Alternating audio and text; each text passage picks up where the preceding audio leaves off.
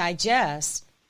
But when Nancy Pelosi said that she was going to launch like a 9/11 commission, something of that nature, so that they could get to the real truth, I believe that once they look at where people question the vote, that I believe together, working across the aisle, that people can bring together a system that would ensure everyone, no matter who you are, Republican, Independent, or Democrat, to understand and know that the votes are being counted, they're being counted correctly, we're doing the right thing, and to look at the politicians that cross party lines to say, I am upholding my oath to office, and I have to do what is constitutionally right that we do in this democratic society that we have of freedom, what we have, what the founders laid out in our country for us.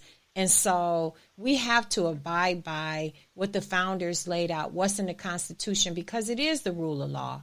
And so, and how do we create inclusion for everybody, not just this class of people or this race of people, but have inclusion across the aisle for everybody, whatever their whatever their sexual preference is, who they are, as long as people are not breaking the laws or harming other people, we don't have the right to say you don't count.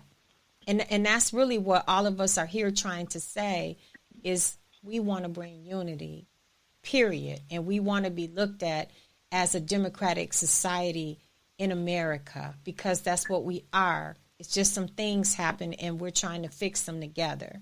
And so did you want to say anything about the vote, or how you felt, or did I explain it enough, or the floor is yours? It's yours. Okay. I mean, I'll just reiterate what you said. I was excited to go and vote because I'm exercising my right to vote. Yep. I made sure I did it. I went early.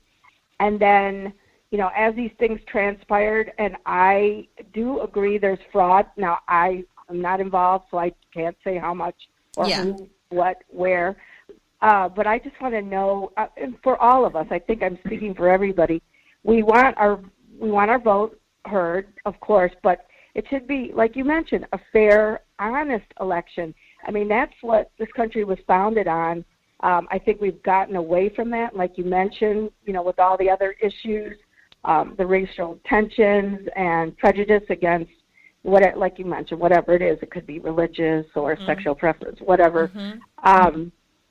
I just think we've gotten away from that. And if you go back to the beginning, it's about we the people. I'm not seeing that anymore with our government currently. And, and it does state all men are created equal. That goes with most religions, I believe, not just the Christian. So, we're all brothers and sisters. There's only one race, and that's the human race. So, but yeah, I'm not, I would say for the next election in 2024, I'm going to think, we'll see what happens in 4 years, but I will rethink it, and if I don't feel that my vote's going to matter, I most likely won't vote. I think everybody's vote matters. I think that everyone's vote matters. We just need to have a system of clarity that no one can dispute. And I think that's what it's really, it's just about clarity, where no one can dispute, where everybody, without a shadow of a doubt, will know my vote counted, no matter which way you voted. Everyone will know that their vote counted, and we can come together and put this situation to bed. And I'm very sure the leadership that we have as politicians in Washington, I believe now they will cross the aisle with each other and say, we need to fix it. And I believe with all, I know for a fact they will fix it, by all means possible, to fix wherever the breakdown is, so that everybody knows that without a shadow of a doubt, my vote counted. Because no one ever thought that before all these things happened, that their vote didn't count. No one ever thought that before. All of us got up and knew we were going to go vote. And we need to get back to that. We need to get back to a democratic society and leadership based on in our politicians based on based on the Constitution, where they're able to rule based on the Constitution. And I believe that everyone, all of us, need to understand and know that this we've had some questions as to what has gone on.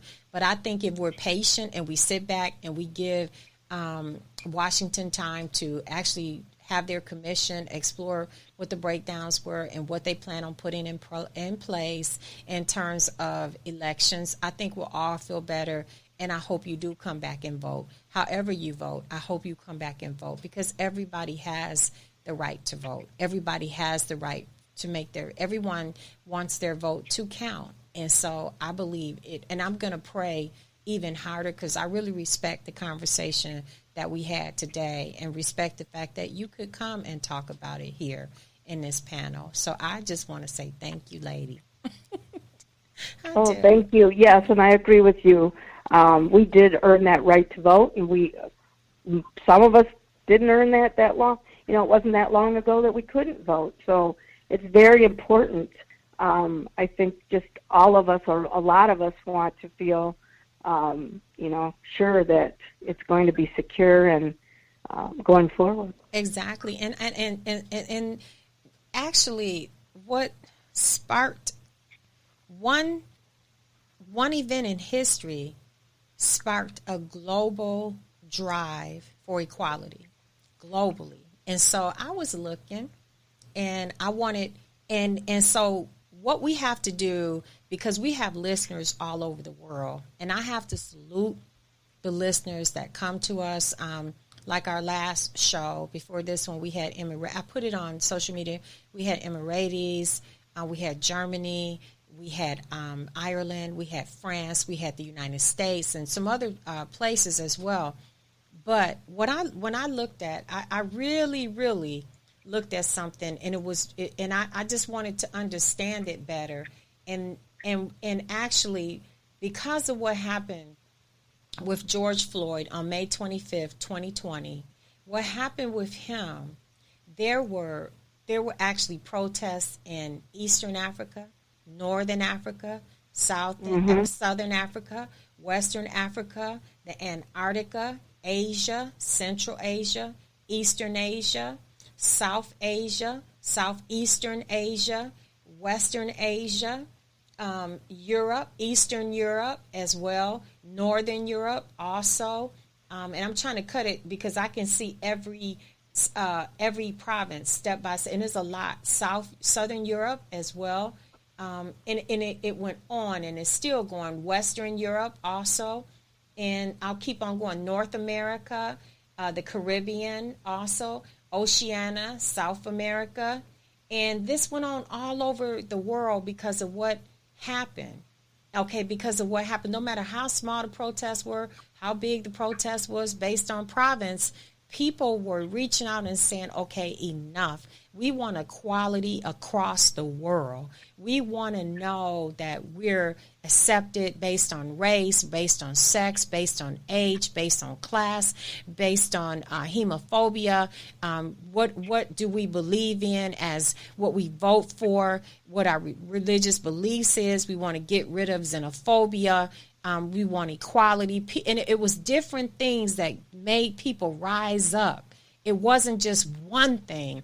It was different things that made people rise up. And so on this panel today, we're rising up to say, we want to make this work. We want to bring healing. We want to move forward. And we want other countries to be able to move forward in equality or any of these things. And so I just wanted you to know that we hear you. We hear what you're saying, Valerie. And I'm just so glad that you came and shared this. I really do. And I salute you too today. Thank you. Okay, so the next person is near and dear to my heart. Boy, we have some conversations. And when I tell you we have conversations, boy, do we have conversations. So the next person that I want to bring to panel is an African-American Muslim woman. She is a baby boomer. She lives in Georgia. And there's a lot of sides to her. She actually worked for Reverend Hosea Williams as a staff administrator for Feed the Hungry and Homeless. She also wrote, well, let's step back a little bit. Hosea Williams was a civil rights activist and served as a Georgia legislator for the Atlantic City Council member and DeKalb County Commissioner. And she really, I think there's so much that she was able to do with feeding the hungry, working with homeless people, and, and all those things. She was able to really, really stop and think about her direction, her pointed view of where she was actually going. She actually has been a Muslim for over 25 years, living in Georgia. She's a mother, a grandmother, a great-grandmother, a wife, and a businesswoman. And many, many times her and I, she's taught me, about, even though we have a mutual respect for one another, and that doesn't mean to be my friend, she has to denounce her religion. And for me to be her friend, I don't have to denounce my religion. She'll correct me or tell me about something within her culture, something she explains the names of things that they do, how they do it, and we find it interestingly enough on both sides of the aisle, and being able to work together, being able to listen to each other as sisters and talk to each other, that's a beautiful thing. It doesn't mean just because a person or just because you have two people of the same race, but they might not be of the same religion. But to be able to come together and not let religion divide us, and to be able to have that mutual respect, just as when we look at the rabbis, when we look at Rabbi Abraham Joshua Herschel, as we look at Archbishop Lakevos, as we look at him, and then as we look at James Reed, the Caucasian minister from Boston, who was beaten to death, and we look at those things, these people came from all different walks of life. And they had one thing that they knew that they had in common, which was suffering, to take people away from suffering, equality, the right to vote. Those people got in there and fought for the right of people to be able to vote. And they looked at, like, if this can happen in that community, what might happen in my community, or what happened to me before I came here. Just as Rabbi Abraham Joshua Herschel, he lost his mothers and his sisters in the Holocaust. He was a Holocaust survivor. He was able to get out just before anything happened to him. And so what I want to do is bring in Haja, Habiba, Shakir. The floor is yours. Assalamu alaikum wa rahmatullahi wa barakatuh. That's the greeting that we give that says, God's peace be upon you all. And that was one of the very first things that made me so attractive to Islam, the religion of Al-Islam. I was born in a Christian home and loved church and the activities of church. And so I've never lost that. Debbie was saying how well we get along because all my family are Christians. When I married my first husband, God rest his soul, I brought them up as Christians, and they love me dearly because I'm not trying to tell them to. My oldest daughter's an evangelist, and I'm not telling her to give up anything. We just talk about being good. My mother used to say, brighten the corner where you're at. If you can't change the world, but you can sweep the floor and cook for your family. Brighten the corner where you're at. And so I don't see much difference between all of these kinds of things. What I do see that impacts me most is lack of education. If we had good education to validate African Americans in the United States, there would be no big I's and little U's. Our media does not portray African Americans in an intelligent light, and our programming does not portray African Americans in an intelligent light. So how can you expect people to treat people that they feel that they're better than and look down upon? Because they haven't been trained that way. So I think Stacey Abrams is onto something great. what she has done is going to go down in the history books